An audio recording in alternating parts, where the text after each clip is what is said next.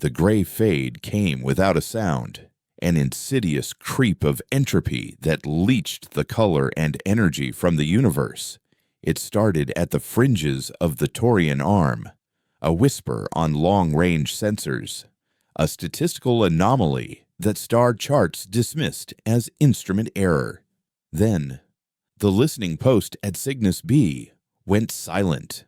Not a distress call, not a burst of static, just a perfect, sterile void where a million souls had once broadcast their songs into the night. When the Celestial Authority sent a dreadnought to investigate, they found a world of uniform ash. Every structure, every body, every blade of synthetic grass coated in a fine, gray dust that consumed light and heat.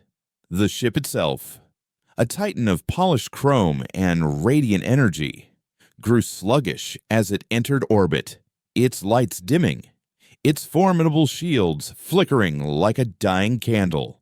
It broadcast one fragmented, terrified message about a creeping silence before it too joined the quiet. That was when the panic began. For centuries, the Celestial Authority had governed the galaxy with a serene, unshakable confidence, a coalition of ancient, powerful species who viewed the cosmos as a well-tended garden. But the gray fade was not a weed they could pluck. It was a blight that turned the soil itself to dust. It did not conquer. It simply erased. It spread not like a fleet, but like a stain, jumping from system to system through unknown means, leaving behind silent, monochrome monuments to civilizations that had thrived only weeks before. On Xylos, the Cathar homeworld, the crystalline spires of the capital city, once dazzling prisms that painted the sky with fractured rainbows, now seemed muted, their light swallowed by a pervasive anxiety.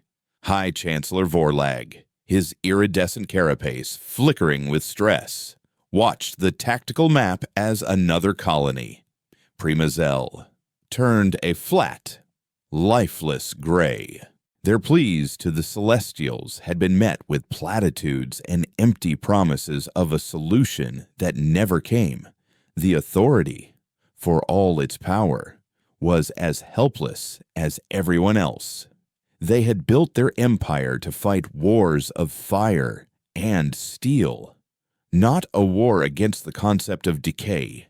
In the Grand Chamber, where the air hummed with the synchronized, rhythmic clicking of the assembled Cathar Council, desperation had finally broken through millennia of refined etiquette. "The Celestials have abandoned us," clicked one counselor, his antennae twitching frantically. "They hoard their fleets around their own core worlds, leaving the periphery to die." "What choice do we have?" another countered. "Our science is useless. Our weapons are inert against it. It is a plague of physics itself." The argument circled for hours, a vortex of blame and fear, until a withered, ancient voice cut through the noise. It was Archivist Zen, a creature so old his carapace had faded to the color of bone, a keeper of histories the Cathar preferred to forget. He stood from his recessed alcove, his movements slow and deliberate.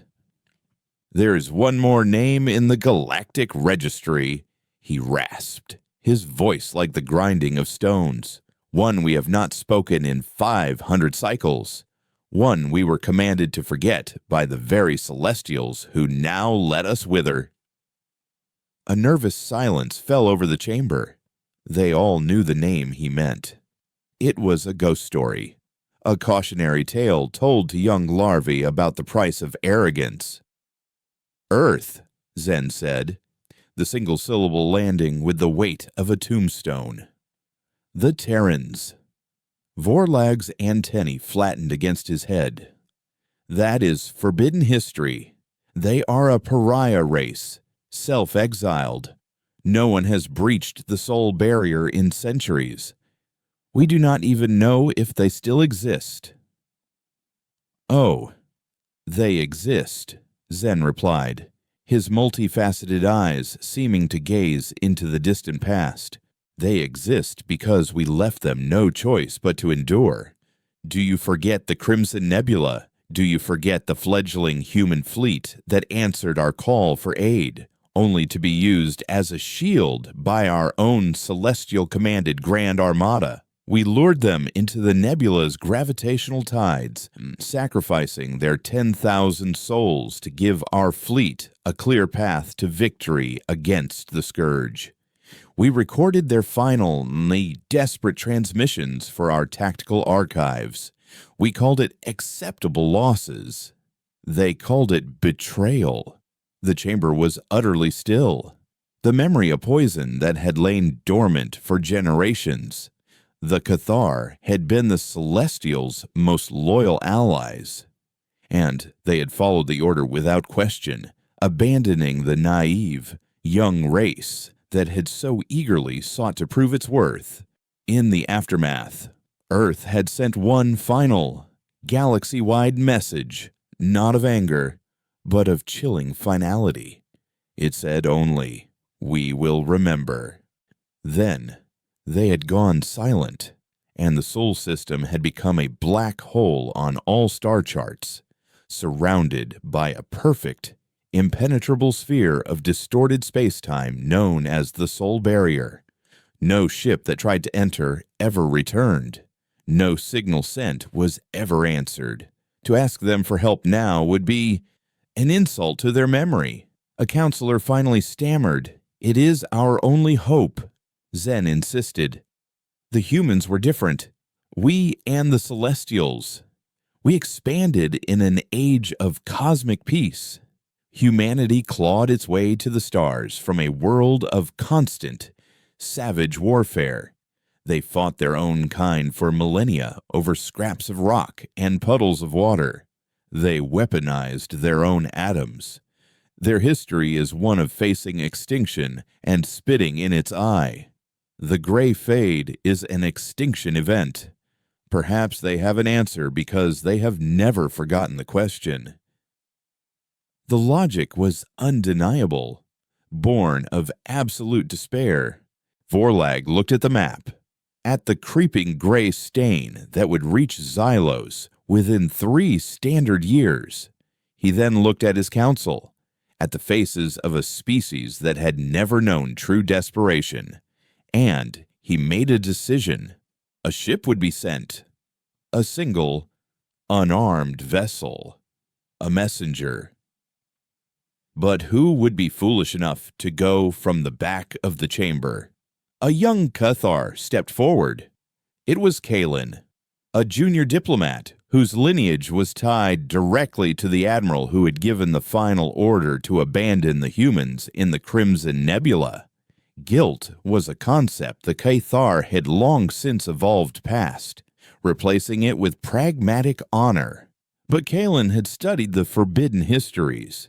He had listened to the archived Terran transmissions, the voices pleading for aid, the screams that turned to static.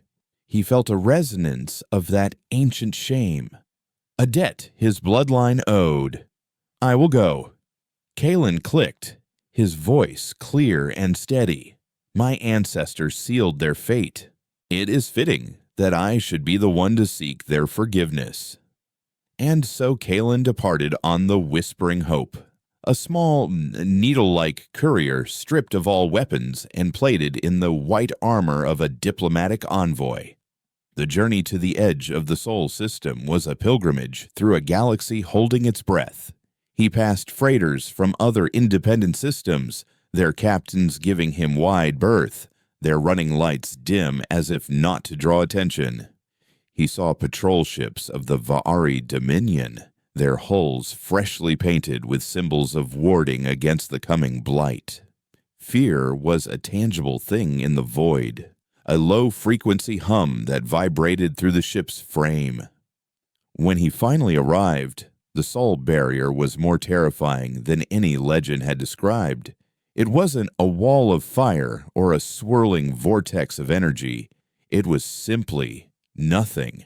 A perfect sphere of blackness that did not reflect or emit light.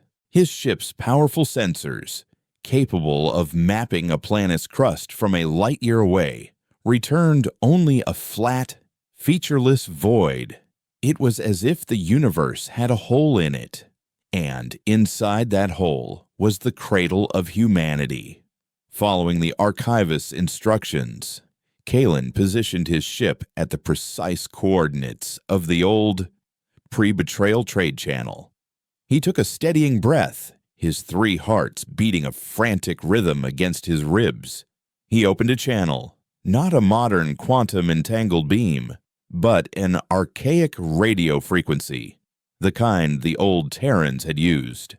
He broadcast the Cathar plea, a carefully crafted message of regret, desperation, and an appeal to a shared spark of life in a dying cosmos. He repeated the message for 3 days, his only companion the profound and absolute silence from the void ahead. Hope began to curdle into despair. They were gone, or they were ignoring him. It was a fool's errand, a final, futile gesture before the end.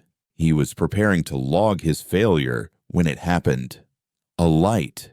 It wasn't a beam that shot from a ship, but rather a light that seemed to coalesce out of the blackness itself, directly in front of his vessel.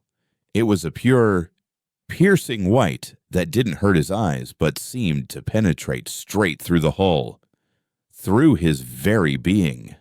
The ship's alarms remained silent. This was not an attack. It was a summons.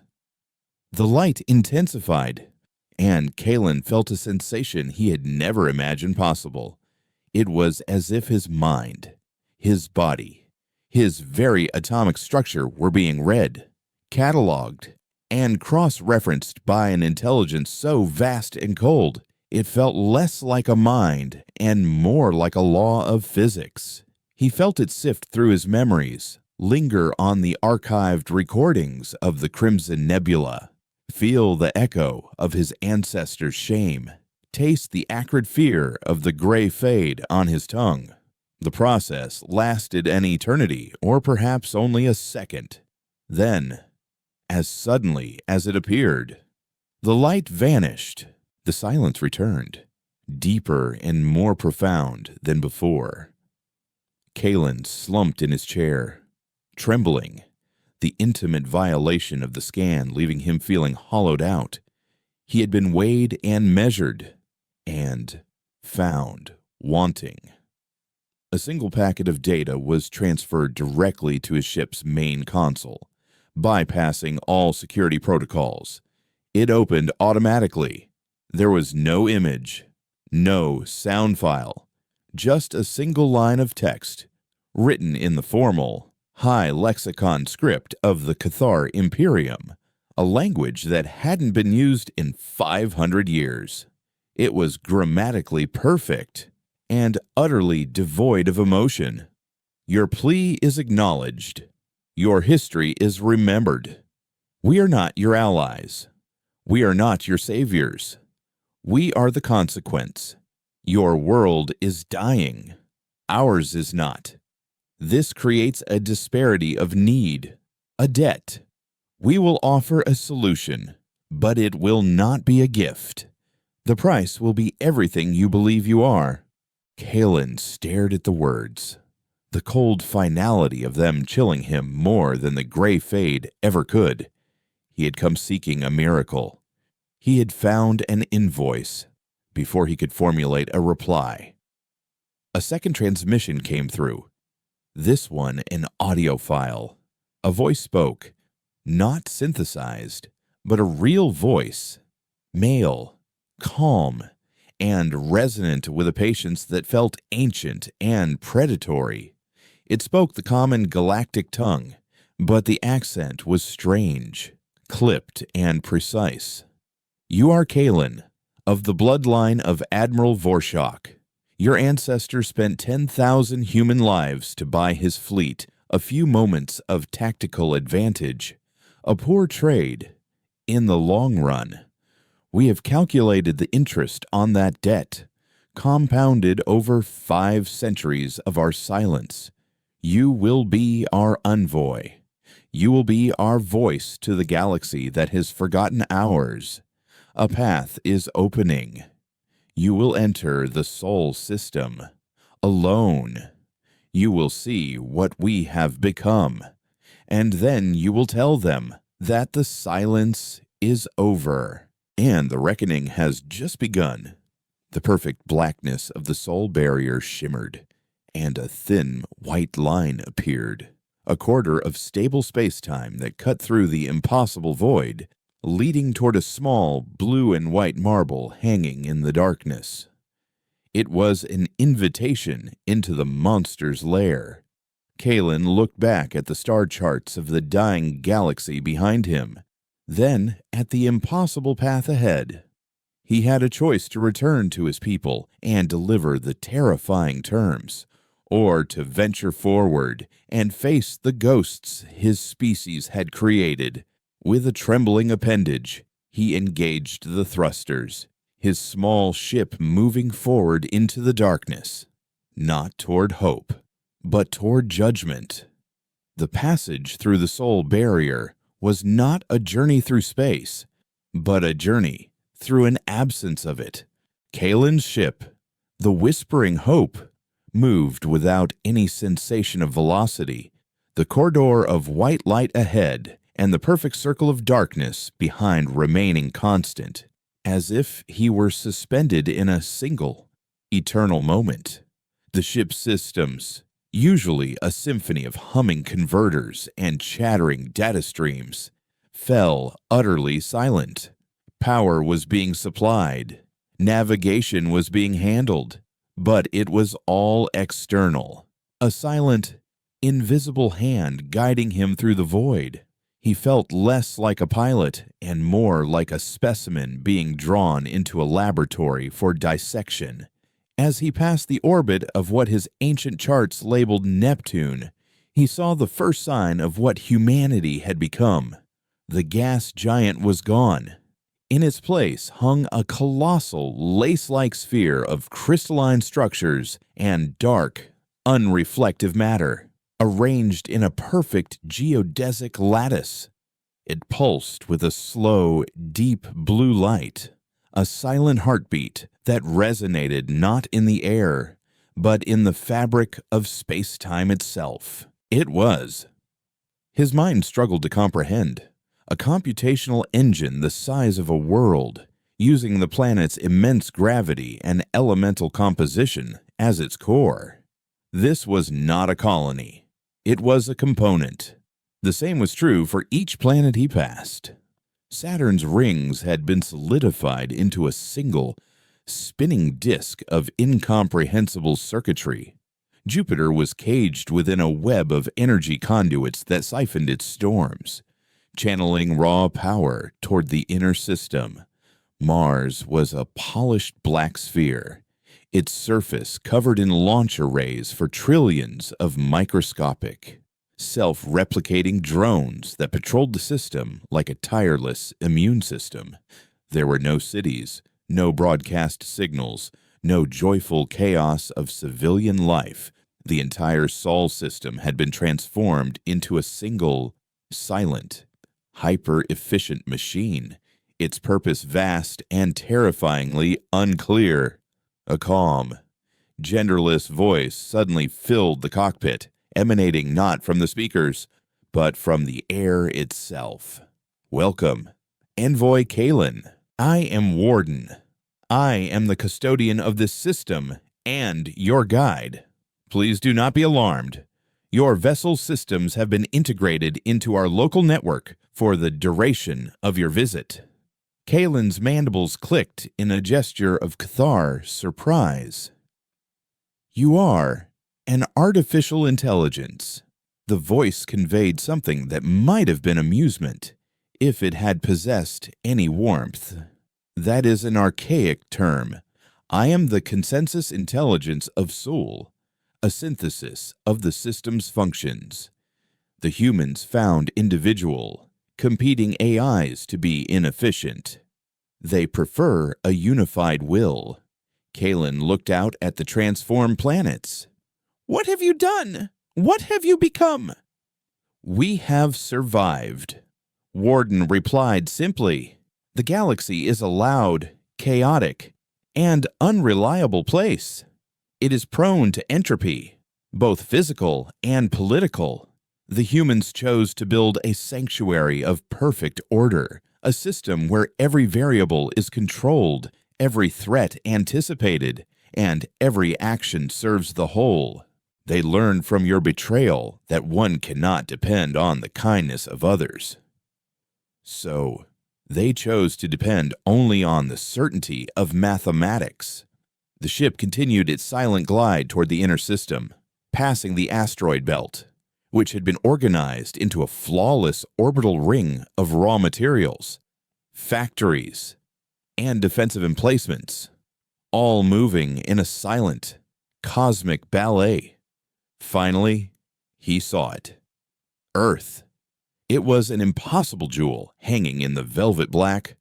Unlike the other planets, it was untouched by the grand, cold architecture of the system. It was a vibrant, living world of deep blues, swirling whites, and verdant greens.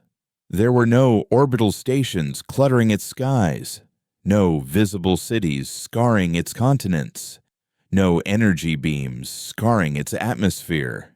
It looked preserved. A perfect, pristine memory of a homeworld, kept safe within the heart of a machine that could unmake stars. They turned their entire civilization into a shield to protect their cradle, Kalen whispered, the sheer scale of the undertaking staggering him. "The cradle is the memory of what they fight for," Warden corrected. "It is not the fight itself."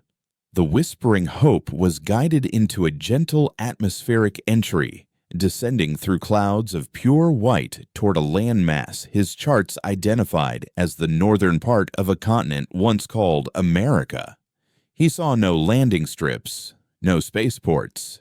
Instead, a section of a vast, ancient forest of towering redwoods simply dissolved, the trees dematerializing into motes of light to reveal a circular landing platform of polished white stone. As the ship settled, the forest reformed around it, leaving the vessel in a sun-dappled clearing that felt more like a sanctuary than a military installation. The ramp lowered into air that was crisp, clean, and filled with the scent of damp earth and pine. Waiting for him was a single human. She was female, with dark hair woven into a single, intricate braid, and eyes the color of a winter sky. She wore a simple, seamless robe of gray fabric that seemed to shift in the light. She was not flanked by guards. She carried no weapon. She simply stood with a stillness that was more unnerving than any display of force.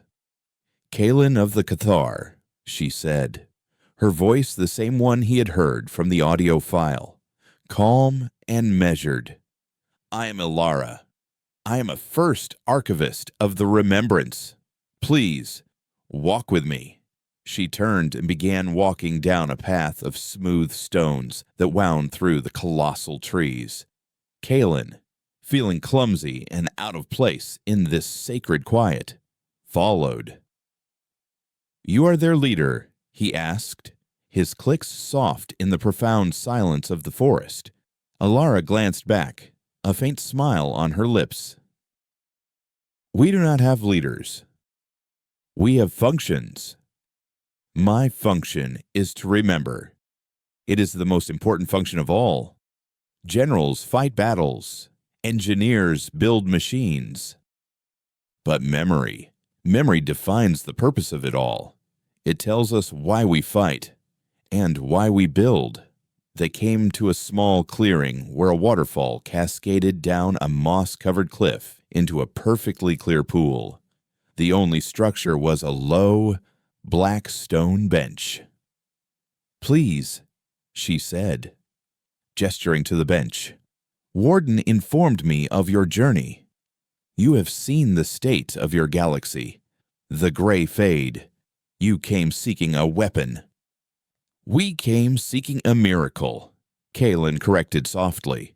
Humanity does not deal in miracles, Ilara said, her gaze fixed on the falling water. We deal in causality, action and reaction. The gray fade is a waveform of terminal entropy, a cosmic frequency that unravels the bonds of complex matter. It is a natural end. Your science cannot stop it, because your science sees the universe as something to be observed. We see it as something to be written.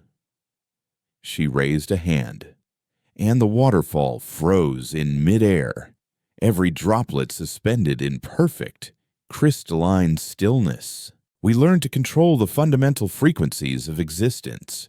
We can project a counter waveform, a resonance cascade, that reinforces the structure of reality, rendering the fade inert. We can save your worlds.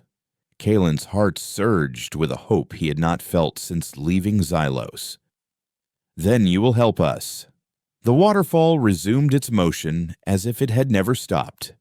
Help is a word for allies, Ilara stated, her voice losing its faint warmth, becoming as cold and precise as the text of the first message. We are not allies. We are creditors. And you are a species deep in arrears. We will deploy the resonance cascade. We will halt the gray fade at the borders of the celestial authority. We will even reverse its effects on the worlds it has already consumed. But there is a price. A debt must be paid. Anything, Kalen said, the word tumbling out before he could stop it. Name it. Resources, technology, star systems. Ilara turned to face him fully, and for the first time, he saw the true age in her eyes. It was not the age of years, but the age of a species that had looked into the abyss and remade itself in its image. We do not want your resources. We have harnessed the output of our own star. We do not want your technology. Yours is based on principles we discarded as inefficient 3 centuries ago. And we certainly do not want your star systems. They are loud, and they are chaotic. We want one thing. We want the truth. She produced a thin, translucent slate from a fold in her robe and held it out to him. This is the Treaty of Consequence. The terms are simple. First, the Celestial Authority will be dissolved.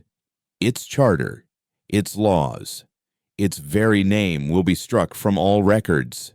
Its member species will stand as individuals, their alliances of convenience broken. Second, every species that was a signatory to the Authority's charter will broadcast, on a continuous loop for 1 standard year on all public and military frequencies, the unedited records of their dealings with Earth, every broken promise, every denied request for aid, every act of betrayal culminating in the full, unredacted tactical and audio logs from the Crimson Nebula engagement.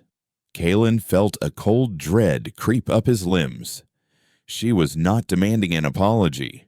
She was demanding a confession, a public, galaxy-wide humiliation. That would shatter our societies, he stammered. It would cause chaos. It will cause clarity. Ilara corrected him, and that is only the beginning. The third term is that all centralized galactic historical archives, including the Great Library of Xylos and the Celestial Data Vault, are to be placed under human jurisdiction. We will become the keepers of the galaxy's memory. We will be the ones who write the truth of what is past and what is to come.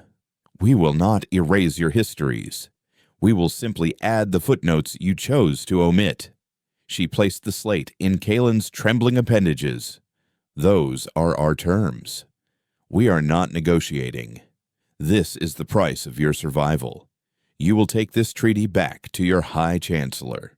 You will tell him, and he will tell the others. You have one cycle to accept. If you refuse, we will do nothing.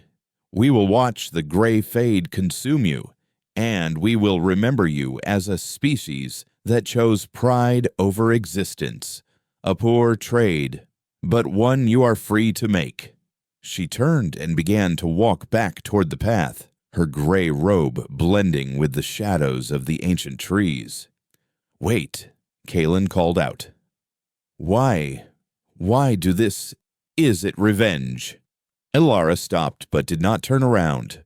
Her voice was quiet, almost a whisper, yet it carried the weight of a dying star. "Revenge is a passion. It is an emotion. We have evolved beyond such things. This is not revenge. This is correction. The galaxy is a system that has been running on flawed code for too long. We are a species of programmers, and we are here to finally debug the system." The return journey was a mirror image of the arrival, a silent retraction through the heart of the machine. As the whispering hope passed the caged fury of Jupiter and the lace-like mind of Neptune, Kalen felt the oppressive weight of Sol's perfect order pressing in on him. He clutched the translucent slate, the Treaty of Consequence, its cool, smooth surface a stark contrast to the frantic, chaotic beating of his 3 hearts. It felt heavier than a starship, dense with the gravity of an entire species' silent, patient wrath. The disembodied voice of Warden spoke one last time as he approached the edge of the barrier. "Envoy Kalen, a final datum for your consideration. The gray fade is not a weapon. It is a symptom. A universe built on convenient lies and forgotten debts is an unstable system. It was always destined to collapse. We are merely accelerating the process toward a more structured resolution." The words hung in the sterile air of the cockpit as the white corridor dissolved behind him, depositing his ship back into the known universe. The sudden return of his own ship's systems felt jarring, a cacophony of familiar sounds after the profound silence. The stars outside were no longer the cold, mathematical points of light within the Sol system. They were the flickering, desperate candles of his dying galaxy. The journey back to Xylos was agonizing, frantic. Encrypted hails from the Cathar High Command flooded his console, begging for news. Did he succeed? Were the humans coming?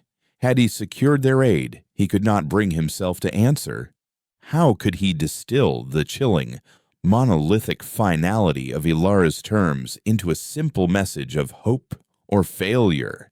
He was no longer just a diplomat. He was the bearer of a verdict, and the sentence was not one of death, but of abject humiliation.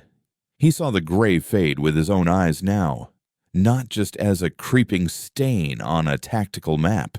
He passed near the Omicron system, a once vibrant trade hub, and saw the dead, gray worlds hanging in a silent tomb.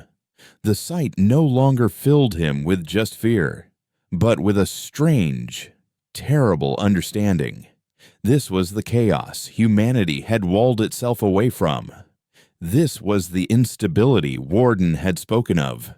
He was beginning to see the galaxy through their cold, logical eyes, and it terrified him.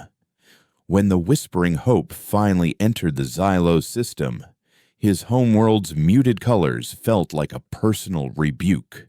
The great crystalline spires that had once seemed a symbol of eternal strength now looked brittle, fragile things, moments away from turning to dust. He was escorted directly to the Grand Chamber, the same chamber he had departed from, filled with the same counselors. But the atmosphere was utterly changed.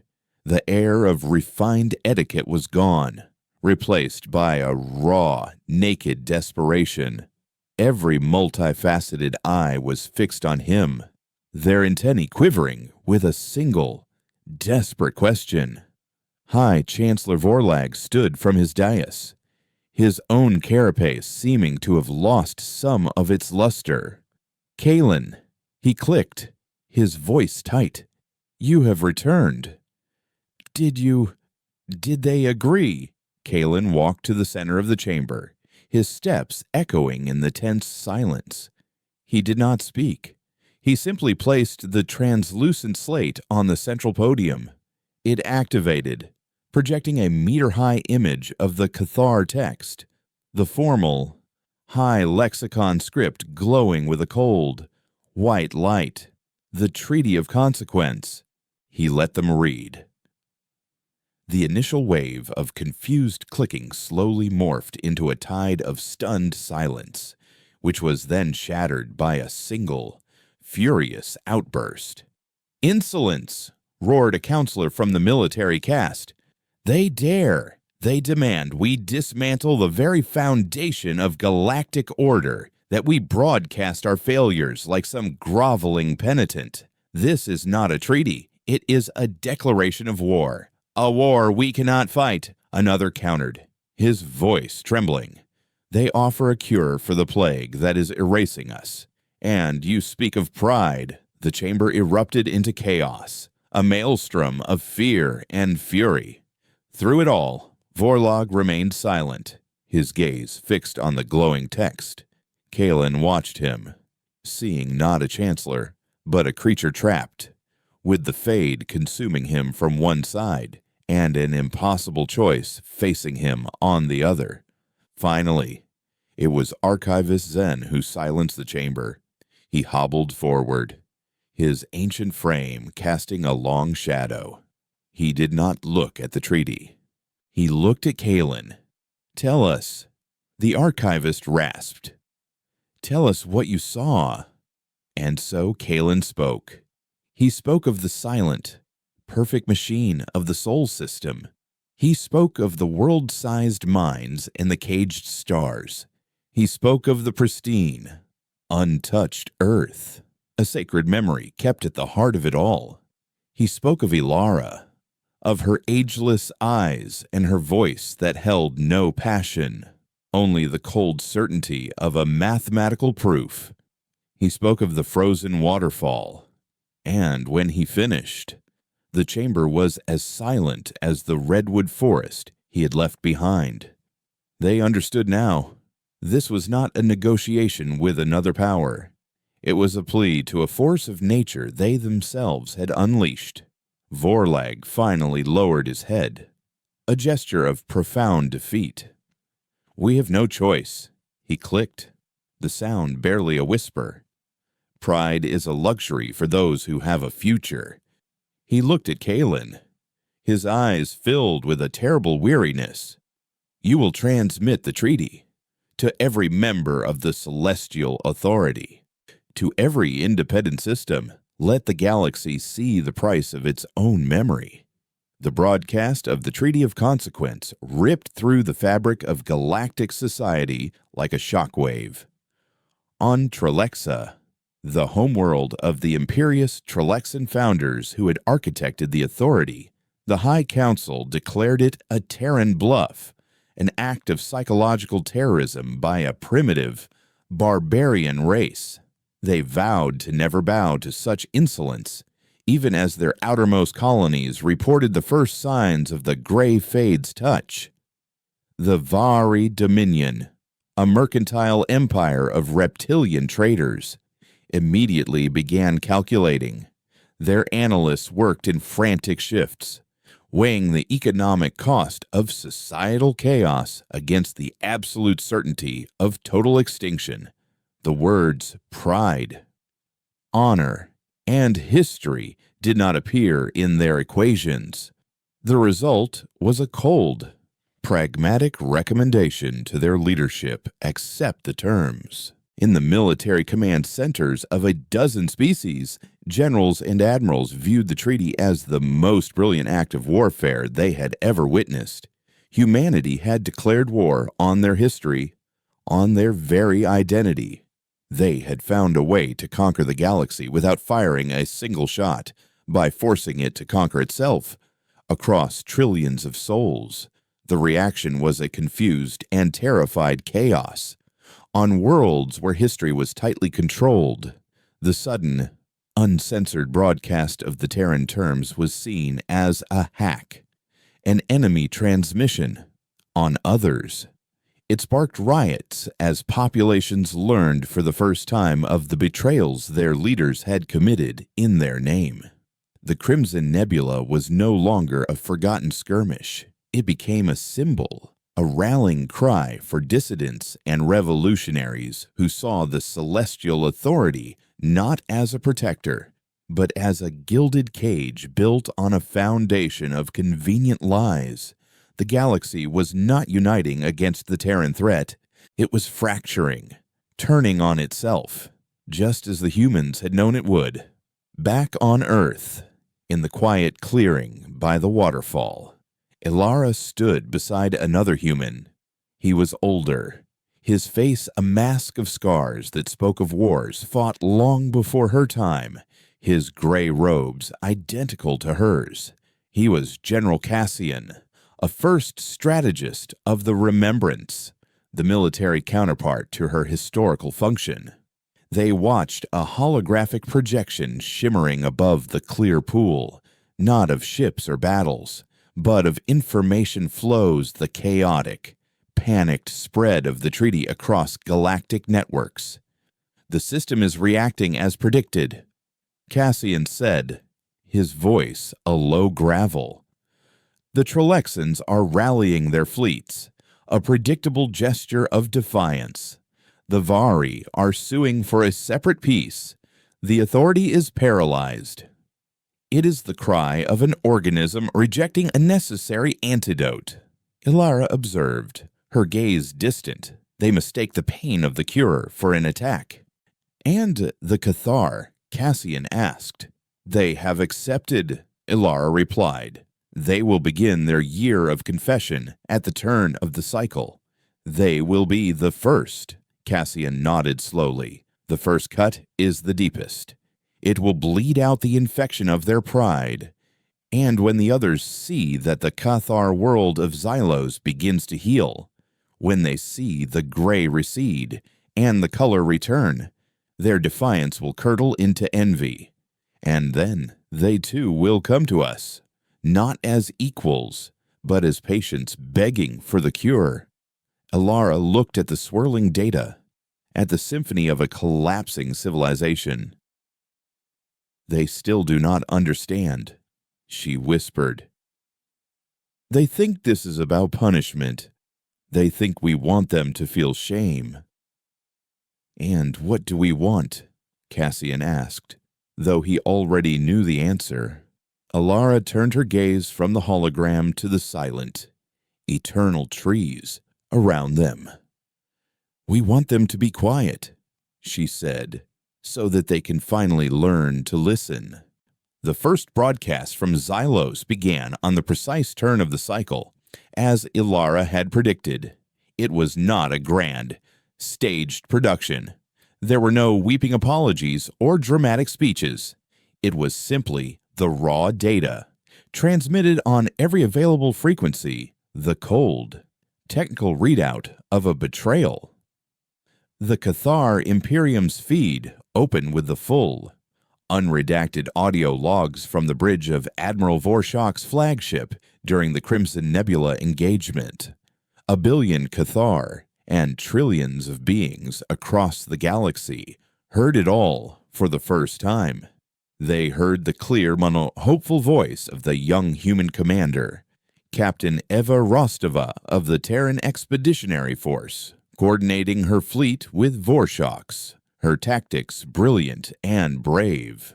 They heard Vorshak's calm, clipped orders to his own officers, privately acknowledging that the humans were being guided into a gravitational shear that would tear their primitive hyperdrives apart.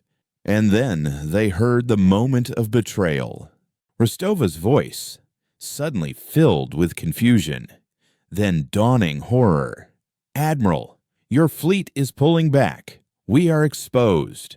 Admirals, confirm your position.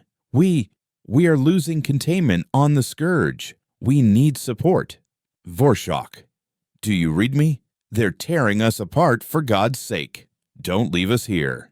The transmission ended with a burst of static and a sound that would haunt the nightmares of a generation. The high-pitched, metallic scream of a Terran cruiser's hull being ripped open, followed by a profound and terrible silence. The effect was cataclysmic. On Xylos, the crystalline spires seemed to weep as a collective wave of something akin to shame washed over the populace. It was not just an admission of a past failure. It was the active reliving of a sin they had never been allowed to acknowledge. For other species, it was a confirmation of their deepest fears. The humans were not bluffing.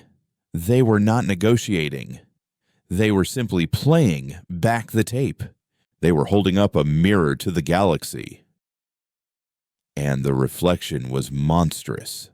As promised, on the second day of the Cathar broadcast, a subtle change began on their outermost colony.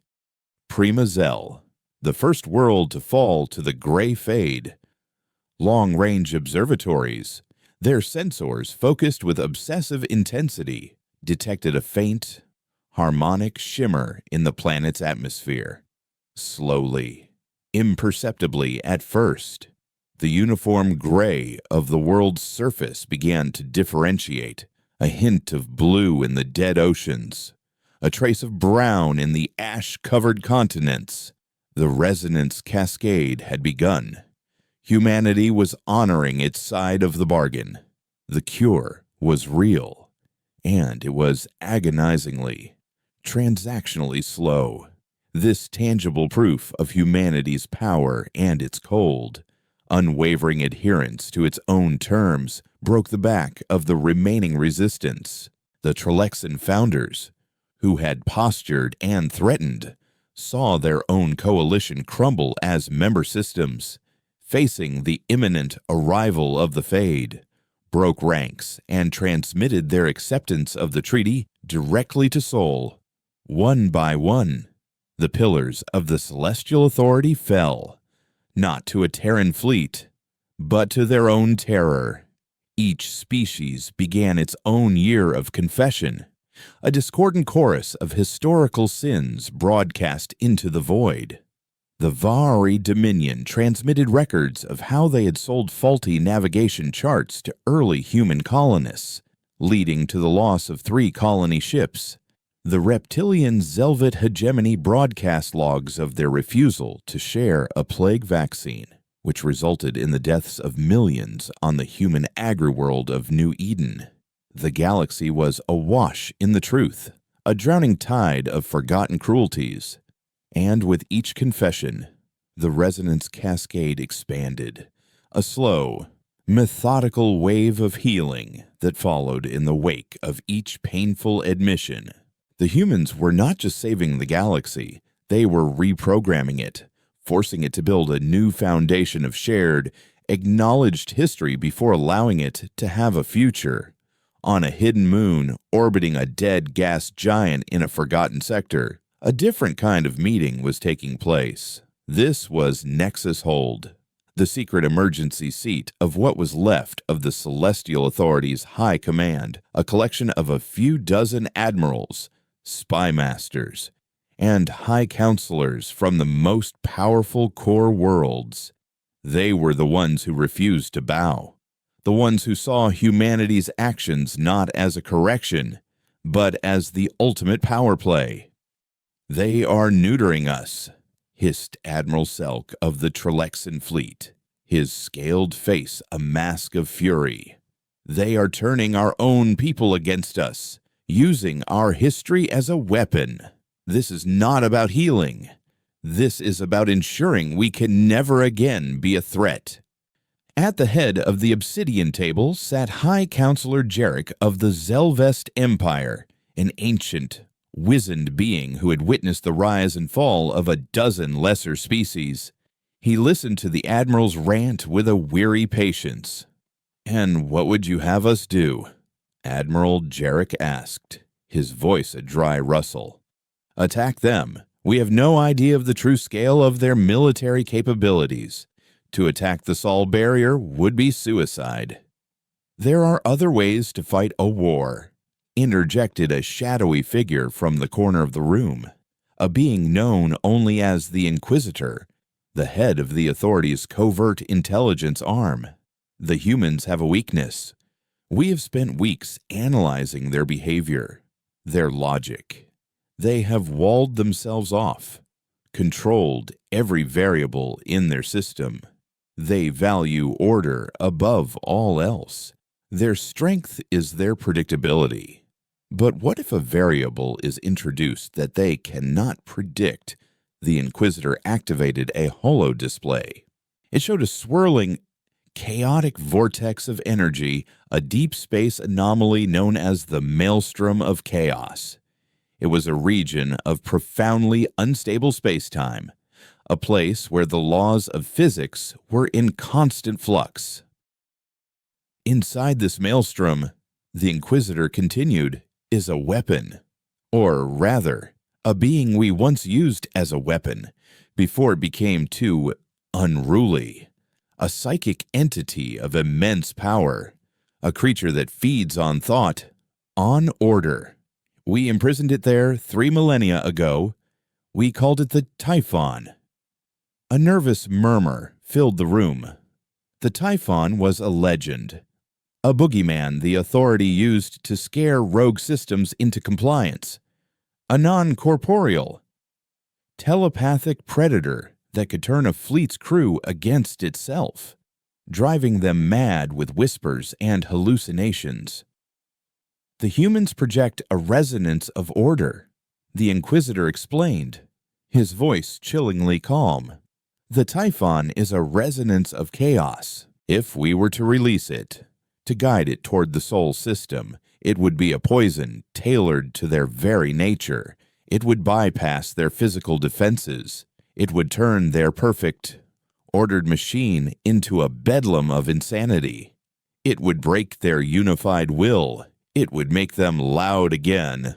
Jarek stared at the swirling image of the maelstrom.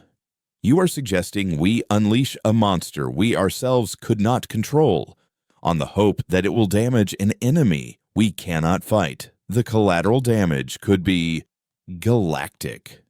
The galaxy is already dying." "Hi, Counselor," Admiral Selk spat. "What is one more monster in the dark? It is our only move." The decision was made. A single cloaked vessel, the Silent Retribution, was dispatched to the Maelstrom, its mission to disrupt the ancient containment field and lure the Typhon out with a psychic beacon tuned to the frequency of pure mathematical order, a frequency they had painstakingly replicated from Terran transmissions. Meanwhile, Kalen had become an unwilling celebrity. He was the only known being to have entered the Sol system and returned, the only one to have spoken with the new humans. He was summoned to Trelexa, to the Va'ari homeworld, to a dozen systems, to be debriefed, questioned, and studied. He told them everything he had seen, his story becoming a new gospel in the changed galaxy. But he felt a growing unease. He had seen the perfect, silent order of the Sol system. He knew its strength. But the Inquisitor's words, which he had overheard through his covert contacts, echoed in his mind. What if a variable is introduced that they cannot predict? He knew he had to warn them. Using a private, encrypted channel he had been given by Warden for official communications, he sent a single, desperate message toward the silent void of the Sol barrier. It was a simple warning, detailing the legend of the Typhon and the desperate, suicidal plan of the Authority's remnants. He did not know if it would be received, or if it would be dismissed as the panicked rambling of a lesser species. For 3 days, He received no reply.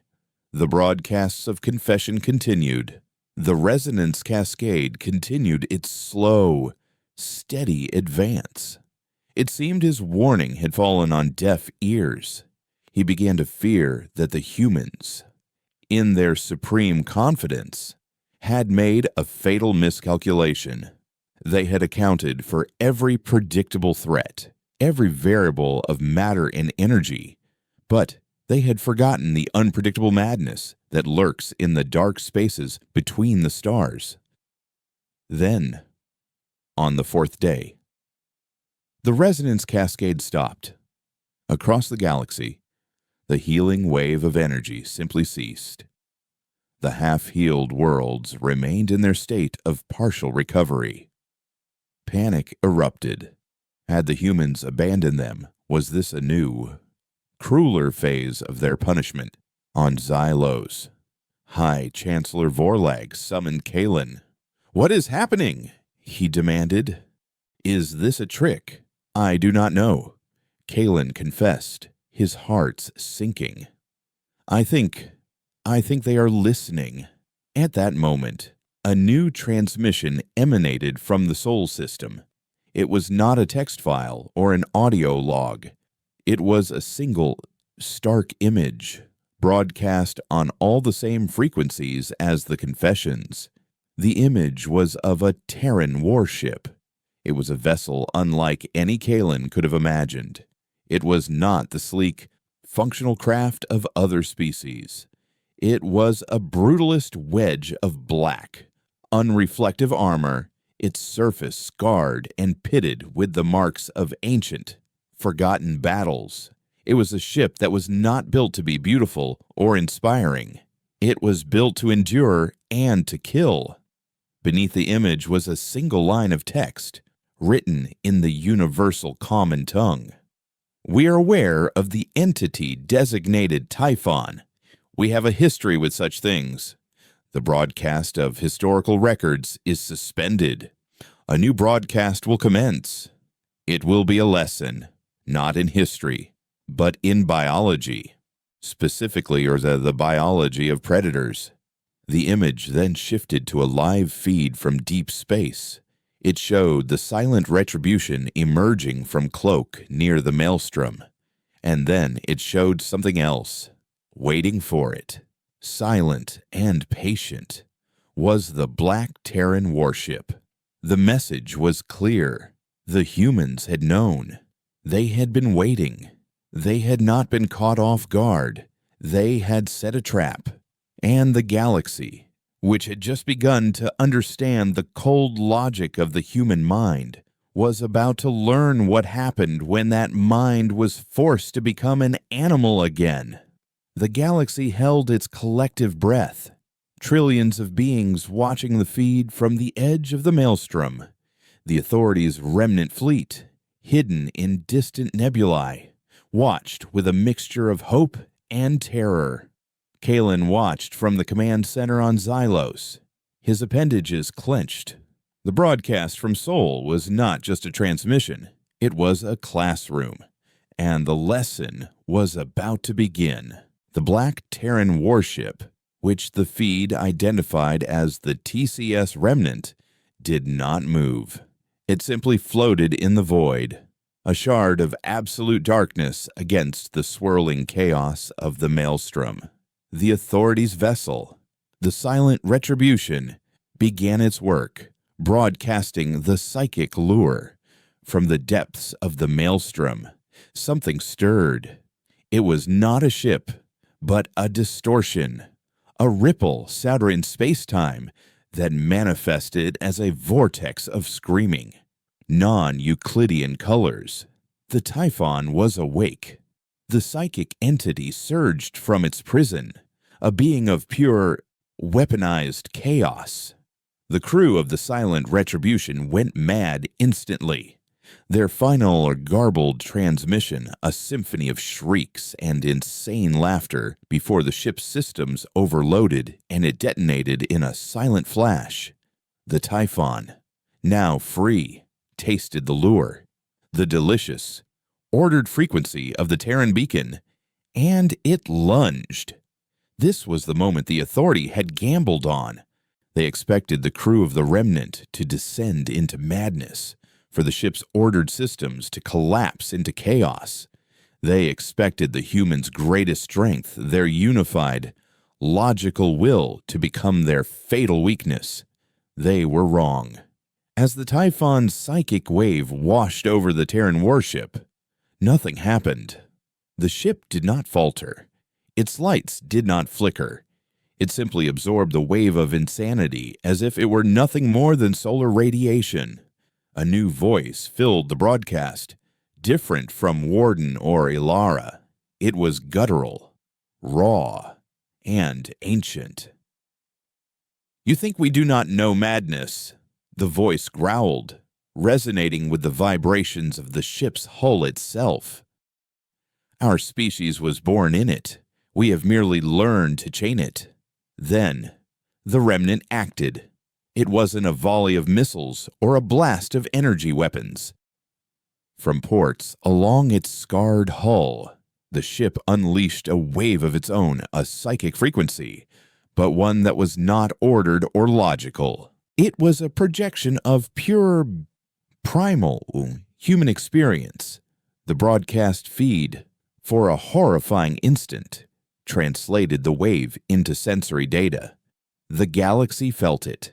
They felt the terror of a prehistoric human ancestor being hunted in the dark by a predator it could not see. They felt the blind rage of a warrior defending their tribe, the grief of a mother losing a child to plague, the cold, calculated cruelty of a tyrant, the desperate, self-sacrificial love of a soldier on a battlefield. It was a tsunami of raw, unfiltered emotion, of chaos that had been experienced, catalogued, and weaponized. The Typhon, a creature that fed on simple, ordered thoughts, was overwhelmed by the sheer, brutal complexity of the human condition. It recoiled, shrieking on a psychic level that caused stars to dim. It had expected a simple meal of logic and found itself force-fed the tormented, glorious, contradictory soul of an entire species. The Remnant advanced, not firing a single weapon, but simply projecting, its psychic broadcast shifting from raw emotion to something colder. It projected the memory of silence, the silence of deep space between doomed colony ships, the silence on the other end of a distress call that was never answered, the silence of a species that had turned inward and found something harder than steel. The Typhon, a creature of noise and chaos, could not bear the weight of that profound, patient, and wrathful silence. The vortex of screaming colors began to fade, to unravel. The entity was not being killed. It was being erased, unwritten. The broadcast concluded with one final image, the black warship, alone and unharmed, as the last vestiges of the Typhon dissolved into the void. Then, the text returned. "There are no monsters in the galaxy that we have not already met within ourselves. The lesson is over. The terms of the Treaty of Consequence remain. The healing will now resume." And just like that, the resonance cascade began to flow again, the slow, steady wave of order returning to the chaotic galaxy. The defeat of the Typhon was the final, breaking blow. It was a demonstration of a power so absolute, so intimate, that it shattered the last vestiges of resistance. The Authority Remnant fleet did not even try to flee. They simply powered down their weapons and awaited their fate. The humans did not come for them. They left them to be judged by their own people, a fate far crueler than a quick death. In the following cycles, the galaxy was reshaped. The confessions ended, leaving behind a foundation of shared, painful truth. The Celestial Authority was a memory, a cautionary tale. The human archives became the central repository of galactic history, their cold, impartial truth, the new standard. Humanity did not rule, they did not need to. They were the system administrators of reality, the silent custodians of consequence. Kalen lived to see Xylos fully healed, its crystalline spires once again casting brilliant rainbows across the sky. He became the first Cathar ambassador to the new Galactic Concord, an organization founded on the principles laid out in the Treaty of Consequence. There were no grand fleets or powerful councils, only committees dedicated to historical accuracy and mutual accountability. His first official act was to erect a monument at the edge of the Crimson Nebula.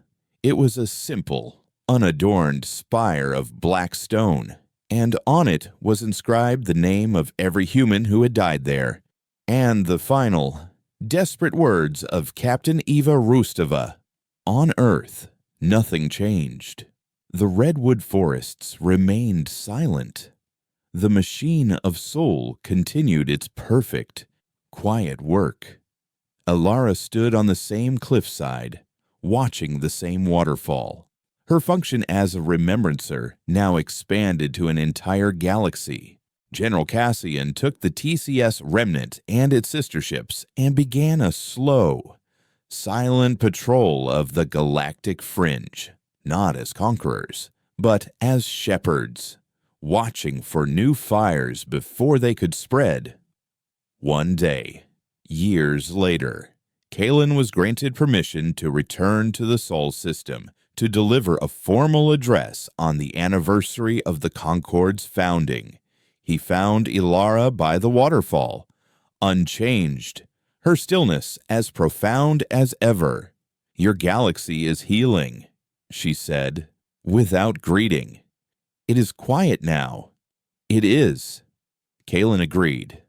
"We are learning to listen. But I must ask you, after all this, what does humanity want now? What is your purpose?" Ilara turned her gaze from the water to him, and for the first time, he saw not the cold archivist or the vessel of a species' wrath. He saw something ancient and deeply weary, but also something like peace. "For 500 years, she said softly, we remembered every betrayal, every loss, every moment we were left alone in the dark. That was our purpose, to hold that memory, to become its consequence." She paused, a faint, genuine smile gracing her lips. "But now, you remember for us. The galaxy remembers. Our function is complete. So what will you do?" Kalen asked. "We will do what you forced us to forget how to do," Ilara replied, her voice filled with a quiet, simple hope. "We will live." The great machine of soul did not shut down, but its focus shifted. The computational engines began to dream of art and philosophy. The orbital factories began to construct not weapons, but telescopes of impossible power, to gaze at other galaxies, not with suspicion, but with wonder. And on Earth, for the first time in 5 centuries, a child was born not with the weight of a remembered vengeance in their soul, but with the simple, boundless promise of a quiet morning. The silence was over, not because the shouting had begun, but because, finally, there was nothing left that needed to be said. The debt had been paid. The system had been debugged. The galaxy, scarred and humbled, was finally stable. And humanity, the consequence, was finally free.